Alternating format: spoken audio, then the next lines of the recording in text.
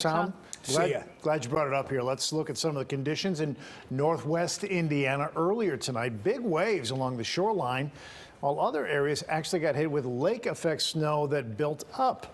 There's also a lakeshore flood advisory that's in effect now for the Chicago shoreline. That's where we find our Shannon Halligan. There she is, live along the lakefront with more on those conditions. Not looking good, huh, Shannon?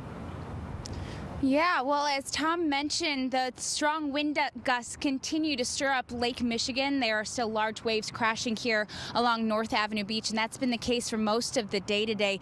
The wind gusts, or the waves rather, crashing here in the Chicago area are dangerous for people, of course, who are along bike paths and parks that come too close to the water. But it was in northwest Indiana that saw wind gusts of more than 50 miles per hour. We were in Chesterton and Michigan City, where the waves caused lakeshore flooding. Waves were expected to be 13 to 17 feet high and cause significant erosion.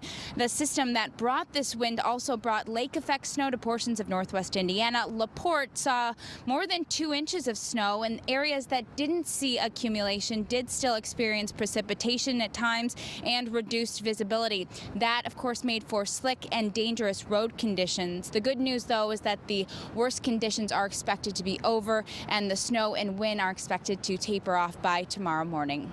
Live at North Avenue Beach, Shannon Halligan, WGN News. Okay, Shannon, thank you so much for that report. New